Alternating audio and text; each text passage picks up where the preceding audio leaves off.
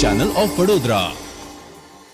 સહજ સંસ્થા દાહોદ દ્વારા દર મહિનાના ચોથા શનિવારે યોજાતા અલખના ઓટલા કાર્યક્રમમાં આ વખતના મહેમાન હતા શ્રી ભીમસિંહભાઈ આહિર. જામનગર જિલ્લાના વતની ભીમસિંહભાઈ ગુજરાતના વિકાસ કાર્યોમાં પ્રથમ હરોળમાં આવે છે. ગુજરાત યુનિવર્સિટીમાંથી માસ્ટર ઇન લેબર વેલફેરનો અભ્યાસ પૂર્ણ કર્યા પછી તેમણે સ્વૈચ્છિક ક્ષેત્રે કામ કરવાનું પસંદ કર્યું.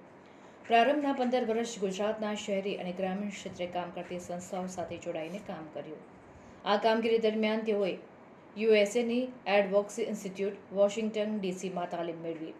1995માં તેમણે સૌરાષ્ટ્ર વોલેન્ટરી એક્શનની સ્થાપના કરી અને 10 વર્ષ સુધી સંસ્થાનું નેતૃત્વ કર્યું.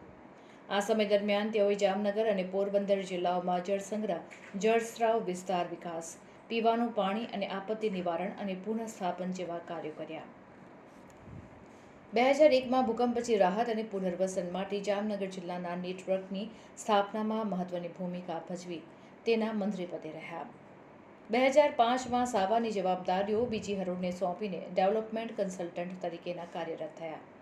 કન્સલ્ટન્ટ તરીકે તેઓએ ગુજરાત, રાજસ્થાન, મધ્યપ્રદેશ, છત્તીસગઢ અને મહારાષ્ટ્રમાં લોક સંગઠન વિકાસ, સંગઠનાત્મક મૂલ્યાંકન, ખેડૂત ઉત્પાદક સંસ્થાઓની રચના અને વિકાસ, રોજગારલક્ષી કૌશલ્ય તાલીમ અને આપત્તિ નિવારણ જેવા કાર્યો કર્યા. 2014થી 2017 સુધી તેમણે ટાટા ઇન્સ્ટિટ્યૂટ ફોર સોશિયલ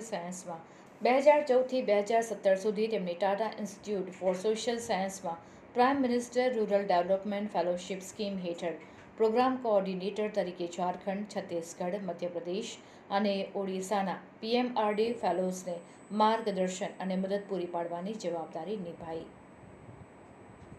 એ સમય દરમિયાન તેઓ છત્તીસગઢના રાયપુર ખાતે રહ્યા.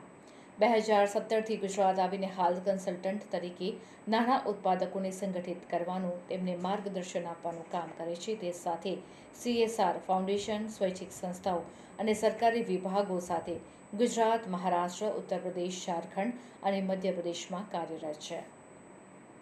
આ ઉપરાંત તેમણે વિકાસના વિવિધ મુદ્દાઓ પર લખાણ અને સંશોધનના કાર્યો પણ કર્યા છે. આ સાથે તેમને એવોર્ડ પણ પ્રાપ્ત થયેલો છે.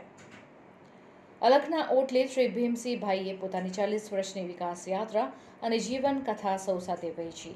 સૌએ તેઓની જીવન યાત્રા ખૂબ સરસપૂર્વક માણી. ઓટલો અલખનો છે એટલે એને કોઈ બંધન, ભેદ કે માન્યતાઓની મર્યાદા નથી.